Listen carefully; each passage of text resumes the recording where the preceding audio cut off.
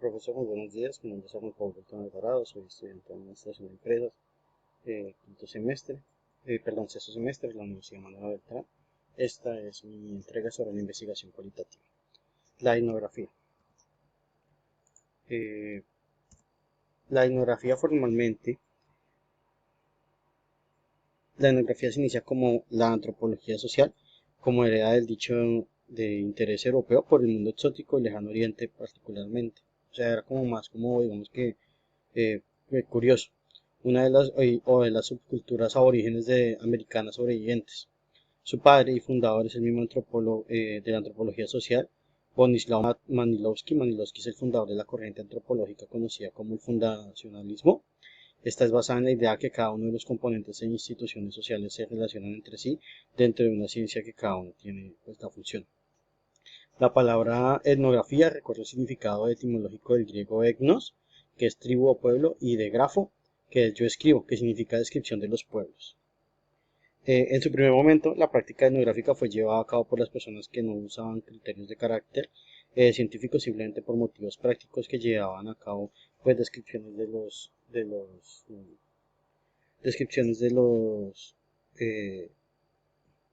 los diarios o cuadernos, pues de las bitácoras. Todo esto sucedió a los nuevos territorios que estaban colonizando o las interacciones de las culturas que estaban pues desconocidas para ellos en el occidente, ¿no? Es por esto que pues los primeros etnógrafos fueron exploradores y mercaderes que describían la biología del lugar, las costumbres de las poblaciones nativas, el clima o la gastronomía, en torno a pues, a la gastronomía de los lugares donde ellos iban llegando, ¿no? La influencia de la lingüística en los estudios antropológicos tiene también un impacto fuera de los Estados Unidos. El ejemplo quizás es antropológico más conocido o reconocido es Claude Lévi-Strauss en el 2009 y su análisis estructurales de la sociedad a través del estudio de los mitos y los rituales, apoyándose en la metodología de análisis lingüística propuesta en los principios del siglo XX. La etnografía virtual eh, La etnografía virtual tiene su origen cuando los investigadores comienzan a mostrar interés ante los fenómenos que representa la generación de espacios de la socialidad y producto de la configuración de comunidades virtuales pues en Internet, ¿no? Que esto pues ahí trae un gran avance, pero mejor dicho significativo para muchas cosas, ¿no? La tecnología a través de la cual se favorece la emergencia de los canales de comunicación que potencia la interactividad tanto asincrónica como sincrónica a través de los correos electrónicos, de las wikis, pues no, las redes sociales en este momento, cuando uno utiliza de pronto un hashtag en Instagram y le da a comenzar a seguir, eso ayuda a como a separar las diferentes gustos de las personas, entonces ya comienza uno como a analizar qué tipo de personas son las que uno está pues analizando en ese momento, ¿no? Eh, También los foros, las redes de colaboración, las plataformas educativas como digamos Canvas, también que clasifica pues los estudiantes según sus materias, asignaturas o lo que esté estudiando. Y pues los que usan los recursos de aulas virtuales, las videoconferencias, la mensajería instantánea.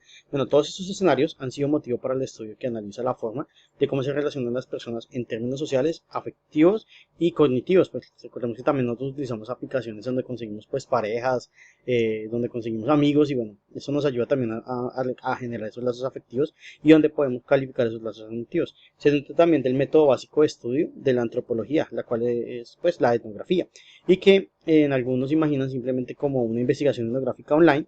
Esta es la nueva técnica que tiene mucho que ofrecer en este momento, ¿no? También utiliza la etnografía considerada los medios de comunicación social solo como un sitio de investigación o una herramienta, sino como un sistema de curso de inteligencia y generación de percepción. Eh, También tenemos que se nutre a través del estudio básico de la antropología y la etnografía. Y aunque en algunos lo imaginan simplemente como investigaciones etnográficas online, esta es la nueva técnica que tiene mucho más que ofrecer. También tenemos pues el uso de técnicas y herramientas digitales para hacer la investigación. Cada vez más investigadores hacen uso de las nuevas tecnologías como los smartphones, las tablets y las aplicaciones de estudio. Tenemos la teoría fundamental, que es desde su surgimiento la teoría fundamental. Se han establecido distintas perspectivas sobre cómo se desarrolla un proceso de investigación basado en este método. La base epistemológica de la teoría fundamental se encuentra en la evolución que ha tenido las corrientes del pensamiento conocidas como interaccionismo simbólico y pragmatismo. Según los sociólogos Barney Glaser y Allen Strauss en la década de los años 70, bajo la preeminencia de la investigación positiva, ambos presentaban en 1967 el libro El descubrimiento de la teoría fundamental. Desde su surgimiento se han establecido distintas perspectivas sobre cómo desarrollar el proceso de investigación basado en el método, y en el presente trabajo tuvo como objetivo exponer el origen de la teoría fundamental, eh, de sus propuestas epistemológicas y la forma como algunas de las perspectivas vigentes coinciden en la misma. La base epistemológica de la teoría fundamental se encuentra en la evolución y han tenido las corrientes del pensamiento conocidas como interaccionismo simbólico y pragmatismo. Estas dos corrientes surgen de una tradición sociológica proveniente pues de Estados Unidos, además de ser considerados como pertenecientes a la tradición microinteraccionista. El pragmatismo inicialmente fue abordado por la filósofa y posteriormente fue heredado en la psicología por William James, que se ha considerado como el autor pragmático más famoso desde que propone el término de pragmatismo.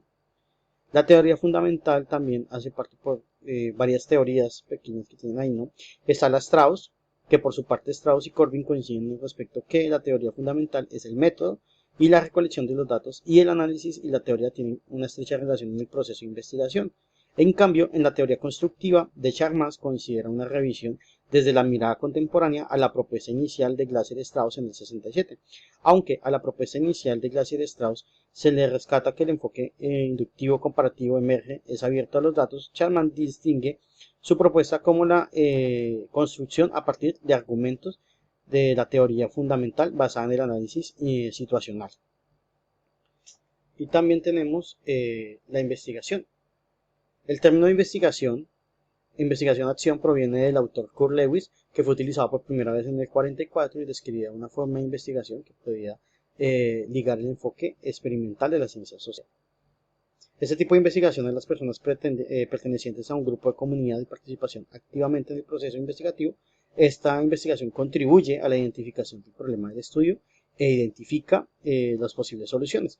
La investigación-acción se puede comprender como el estudio de un contexto social donde mediante un proceso de investigación con pasos en espiral se investigan al mismo tiempo y que se intervienen.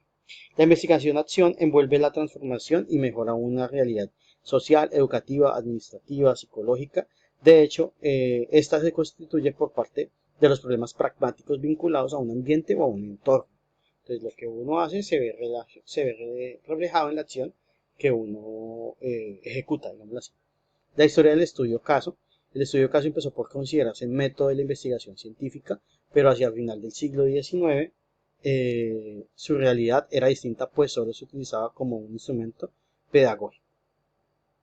Los estudios de casos se encuentran ampliamente difundidos pues, en las ciencias sociales contemporáneas. Sin embargo, no deja de ser considerado como problemáticos o estrictamente descriptivos. A diferencia de otros tipos de investigación empírica, esta metodología es considerada como una técnica de investigación cualitativa, pues ha desarrollado que se centra en el estudio exhaustivo de los fenómenos y no en el análisis estadístico de los datos ya existentes.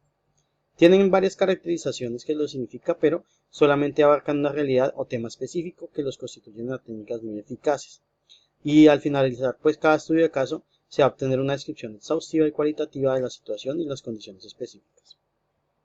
Historia de la fenomenología, que es el último tema que vemos hoy. El término fenomenología significa que es de larga data, pues empezó a darse desde el siglo XVIII por el matemático y filósofo suizo germano Johann Heinrich Lambert, quien lo aplicaba en su teoría del conocimiento como un método para distinguir la verdad de la ilusión y el error. Este término desde origen, como ya lo hablábamos, en el siglo XVIII, y tiene varias formas, digamos, como de distinguirlo, ¿no? El método fenomenológico, como lo proporcionaba también Husserl, parte de la que no suponía de la nada, o sea, absolutamente nada, ni el sentido común, ni las experiencias psicológicas, ni nada, y abarca una serie de etapas que son examinar todos los contenidos, determinar si tales contenidos son reales y suspender la conciencia fenomenológica para lidiar con el dolor, con un resultado, digamos, de pureza. Ese método fenomenológico, como lo proporciona Husserl, parte pues de su posición de la nada, como ya lo he dicho. Muchas veces acusa este método de ser subjetivo y por ende elaborar descripciones que tienen más que ver con el fenomenológico que con lo fenómeno. Sin embargo, este método de algún modo aspira a hacer como, digamos, una síntesis entre una perspectiva objetiva y una subjetiva también. Y se trata por lo demás de un método cualitativo y no cuantitativo. El método fenomenológico no es solo para la importancia de la filosófica, sino también ha contribuido con otras disciplinas afines como la psicología, la sociología, la antropología y sobre todo pues en la educación y la pedagogía. Muchísimas gracias.